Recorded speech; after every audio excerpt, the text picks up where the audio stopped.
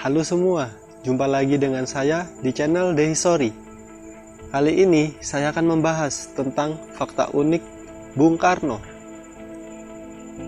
Nah, sebelum lanjut ke videonya, pencet dulu like dan subscribe-nya ya guys.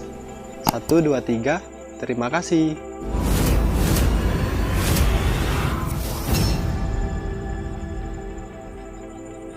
Sebagai tokoh paling berpengaruh sepanjang sejarah Indonesia, sudah barang pasti, hampir setiap orang tahu segala sesuatu tentang Bung Karno. Super semarnya yang kontroversial, kecintaannya pada para wanita, atau mungkin perjuangan politiknya yang berhasil membawa negara ini merdeka. Meskipun secara garis besar, semua fakta Bung Karno diketahui, namun ada beberapa gelintir yang tak pernah terungkap. Apa yang dilakukan presiden pertama ini tentu bukan hanya sebatas yang tertulis di buku-buku sejarah. Seperti manusia biasa, beliau juga punya banyak cerita-cerita lain, dan rata-rata jarang diketahui oleh banyak orang. Namun, mungkin karena yang kita bicarakan ini adalah sosok yang sangat berpengaruh, maka tentu saja remah-remah cerita hidupnya jadi sangat menarik untuk ditelisik. Nah, berikut ini adalah fakta-fakta dan kisah lain Bung Karno yang mungkin belum diketahui oleh sebagian besar orang Indonesia.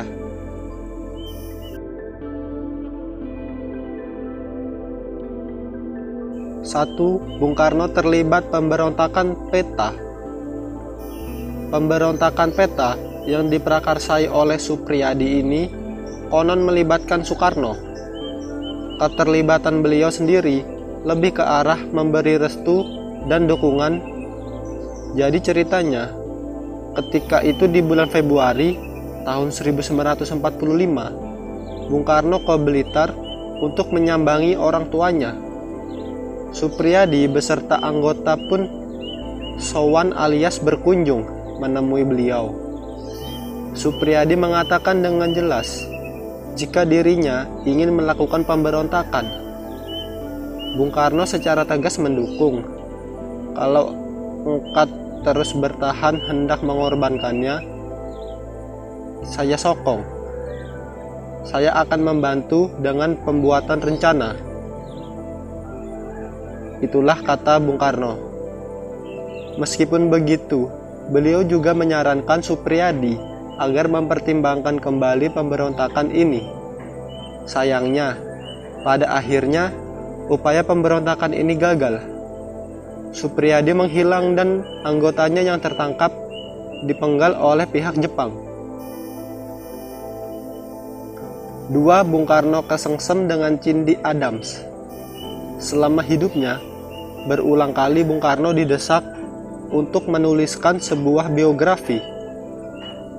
Namun, beliau selalu kekeh berkata tidak, hingga akhirnya suatu ketika datang seorang wartawan cantik asal Amerika Serikat bernama Cindy Adams yang menawarkan Soekarno hal yang sama. Ajaibnya, Bung Karno langsung menerimanya. Hal yang jadi pertanyaan, siapa sebenarnya Cindy Adams ini? Menurut Bung Karno, Cindy Adams adalah sosok wanita cantik yang sangat jujur, baik peragai ataupun tulisannya. Bung Karno secara tersirat mengatakan kagum akan sosok wanita satu ini dan bahkan mengatakan secara gamblang jika beliau sangat mempercayai Adam. Keduanya pun kemudian menghabiskan banyak waktu berdua, dan akhirnya terbitlah buku penting berjudul Bung Karno, Penyambung Lidah Rakyat Indonesia. Lewat buku ini, semua rahasia-rahasia Bung Karno di Indonesia terungkap. Terima kasih, Cindy Adams. 3. Bung Karno berkata, kalau mau jadi raja besar, kawini Nyai Roro Kidul. Nyai Roro Kidul dan Bung Karno kerap dikaitkan satu sama lain. ada yang mengatakan jika kedua sosok ini beda alam, sangat dekat satu sama lain. Bung Karno tidak menolak ataupun mengiyakannya. Hanya saja, beliau memang pernah berkata suatu hal yang berhubungan dengan si Ratu Pantai Selatan ini. Pada suatu ketika, Bung Karno pernah berkata, mitos yang belakangan terjadi sejak kerajaan Mataram yang kedua, tradisi yang mengatakan bahwa Raja Hanjalah bisa menjadi raja yang besar dan kuat. Negara bisa menjadi besar dan kuat, Ratu Hanjalah bisa menjadi Ratu Jang Hanjakrawati Hambahudenda jikalau sang ratu itu beristrikan pula Ratu Roro Kidul. Kita jangan pernah mengartikan itu secara harfiah. Bung Karno itu kadang suka mengucapkan kata-kata kiasan penuh makna. 4. Bung Karno pernah doyan dugem. Ada suatu masa di mana seorang Soekarno benar-benar menggalaukan dirinya. Saat itu terjadi ketika Bung Karno tengah mengalami banyak problematika hidup. Mulai dari rumah tangganya yang memanas, baru sembuh dari malaria, serta harus memikirkan bangsa.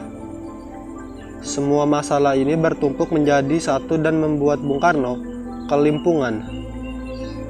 Untuk menyeimbangkan hidup, kemudian beliau memilih dugem.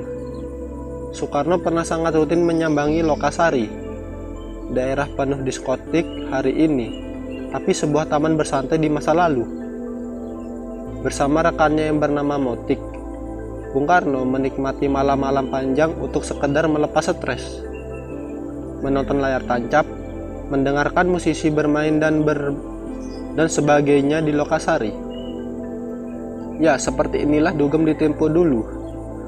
Sebagai orang besar, mungkin agak tidak pantas Bung Karno melakukan ini. Meskipun begitu, biarkan saja hal ini terjadi sebagai bukti kalau beliau benar-benar adalah manusia yang biasa. 5. Bung Karno pernah digelari Nahkoda Agung. Satu babak hidup Soekarno yang tidak banyak diketahui, salah satunya adalah penyematan gelar kepada beliau sebagai Nahkoda Agung. Latar belakang pemberian gelar ini sangat panjang. Intinya, Soekarno dianggap sosok yang juga sangat penting bagi kelautan Indonesia. Dalam upacara penyematan ini, Bung Karno memberikan pidato menggelegar yang juga jarang diketahui.